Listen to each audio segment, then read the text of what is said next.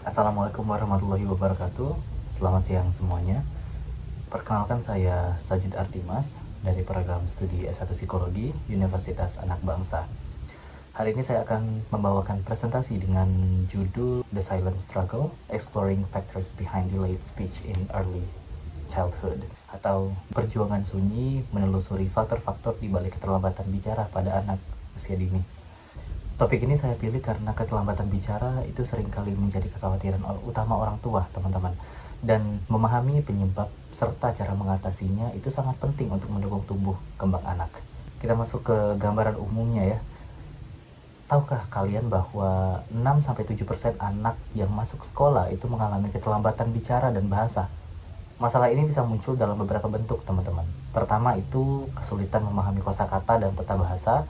Kedua itu penggunaan bahasa yang kurang tepat dalam konteks sosial.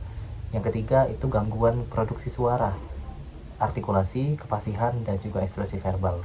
Tapi yang penting dipahami adalah keterlambatan bicara itu nggak selalu berarti gangguan serius. Bisa jadi ini hanya variasi dalam perkembangan normal. Namun ada juga kasus yang menjadi indikasi autisme, gangguan sensorik, atau disabilitas perkembangan.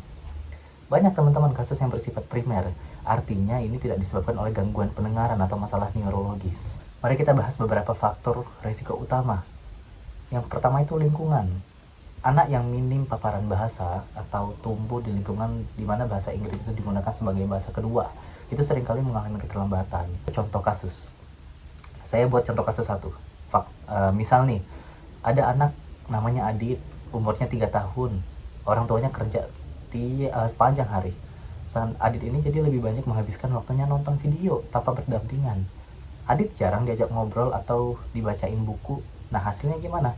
Pas Adit usia 3 tahun, Adit cuma bisa nyebut beberapa kata sederhana kayak mama, bola, ya.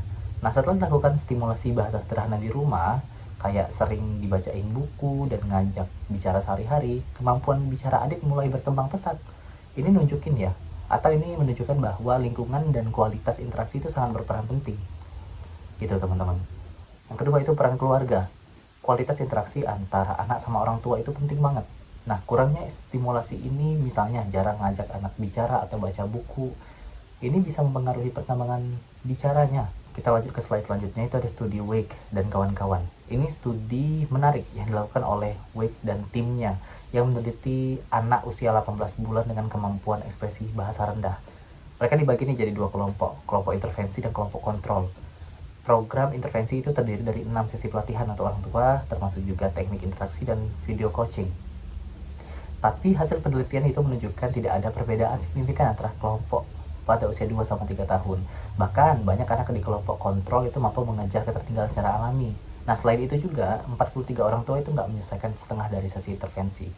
Hal ini menunjukkan ya bahwa perkembangan bicara anak itu sangat bervariasi dan tidak semua intervensi memberikan hasil yang sama. Kawan harus rujuk ke ahli, nggak semua keterlambatan bicara itu perlu terapi. Ya, rujukan ke terapis bicara itu diperlukan kalau pertama, anak itu kesulitan memahami instruksi sederhana. Kedua, minim berinteraksi sosial. Atau yang ketiga itu sangat terbatas dalam kemampuan ekspresi bahasa. Intervensi yang tepat itu dapat membantu anak mengejar ketertinggalan tadi, gitu ya. Coba kita buat kasus kedua. Kapan harus rujuk ke ahli untuk anak-anak yang memiliki keterlambatan bicara? Contoh lain, ada anak perempuan nih namanya Sinta, umurnya 2,5 tahun atau 2,5 tahun. Walaupun sering diajak bicara, Sinta ini hampir nggak bisa merespon atau mencoba mengungkapin kata-kata barunya. Dia juga jarang ngelakuin kontak mata dan tampak tidak tertarik bermain dengan teman sebaya. Nah, setelah dibawa ke dokter, Sinta dirujuk ke terapis bicara dan menjalani evaluasi lebih lanjut. Ternyata dia memiliki gangguan perkembangan bahasa yang memerlukan intervensi khusus dengan terapi yang tepat. Ya, jadi dengan terapi yang tepat, Sinta mulai nunjukin nih kemajuan dalam dia berbicara. Gitu, perlu intervensi gitu. Sebagai penutup ya, keterlambatan bicara itu nggak selalu menandakan masalah terserius, teman-teman. Dukungan keluarga, interaksi yang kaya, dan intervensi dini itu dapat membuat perbedaan besar atau perkembangan dalam sensoriknya si anak. Ya, setiap anak itu berkembang dengan kecepatannya sendiri, sehingga penilaian harus bersifat individual, bukan berbasis populasi. Terima kasih. Saya berharap kita bisa diskusi lebih lanjut tentang presentasi ini. Sampai jumpa.